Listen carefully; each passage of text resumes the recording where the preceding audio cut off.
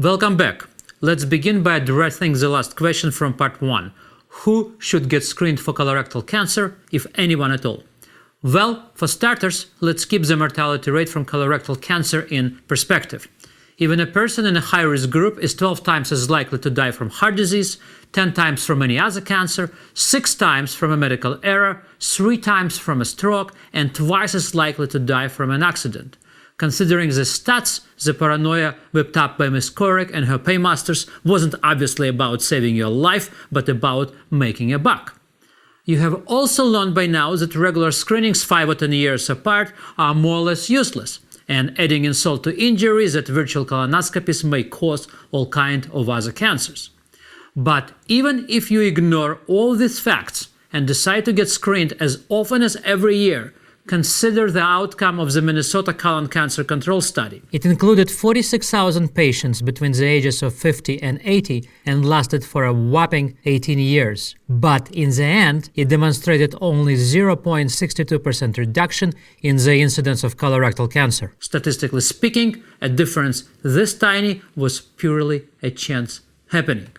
Another prominent trial, known as the Telemark Polyp Study 1, have been equally discouraging. The absolute difference in the incidence of colorectal cancer between screened patients and control was only 2% this time, while the mortality rate from all causes in the screened group was 57% higher than among those who hadn't been screened.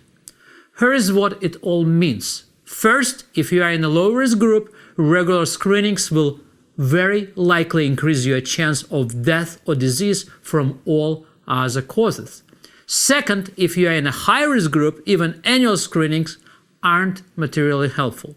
And third, if screenings are indeed useless, then a strategy of lifelong prevention is the only viable way to escape colorectal cancer, especially for high-risk individuals. These 3 conclusions bring up 3 equally crucial questions.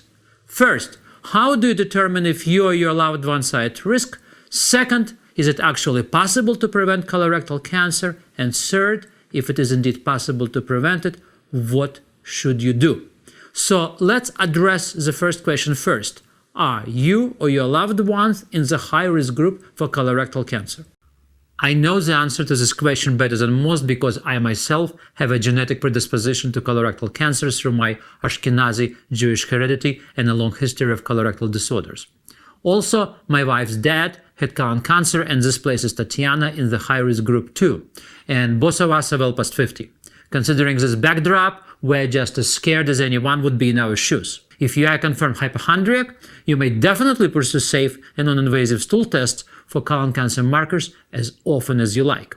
If these tests prove positive or there are any unexplained symptoms, you should definitely undergo conventional colonoscopy.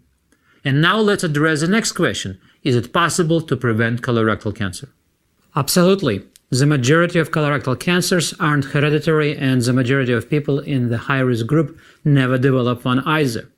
This means that colorectal cancer is connected to lifestyle factors just like lung cancer is connected to one's smoking. Eliminate these risk factors and you'll reduce your chances of getting hit with colorectal cancer for the same reasons not smoking reduces the risk of lung cancer. This ain't a rocket science, that's for sure. Just like with any other cancer, this is probably not a full preventer price, but for anyone in the high-risk group, a strategy of lifelong prevention turns a probable death sentence into a manageable risk. And for anyone in the low-risk group, it just about eliminates the possibility. Finally, let's address the last question. What should you do to eliminate as many risks of colorectal cancer as humanly possible?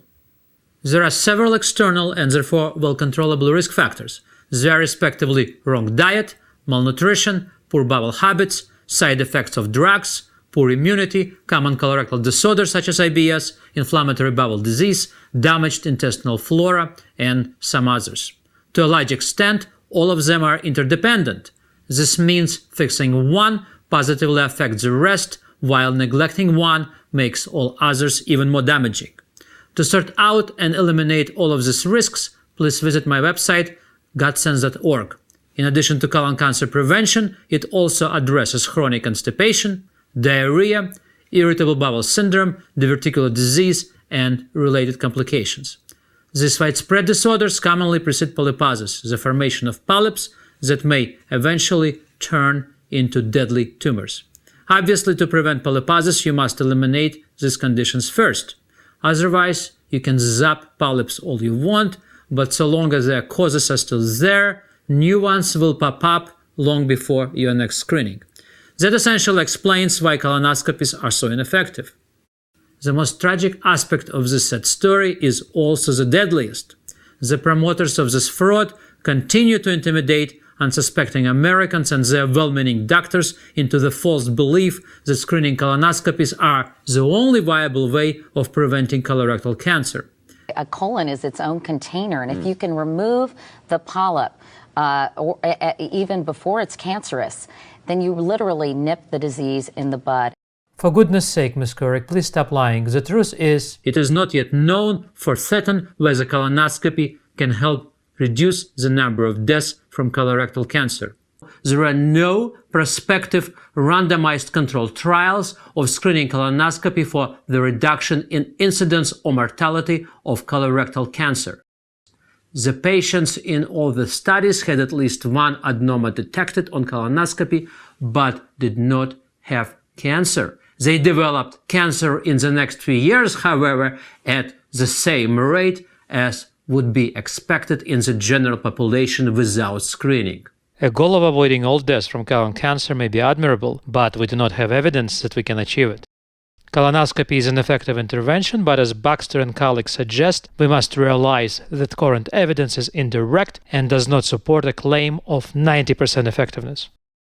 As a result, most people over 50 do nothing to materially prevent it except praying for the best and waiting in fear for yet another useless screening that may harm them even more. I hope this isn't you. Thank you for watching. I wish you and your family good luck and good health.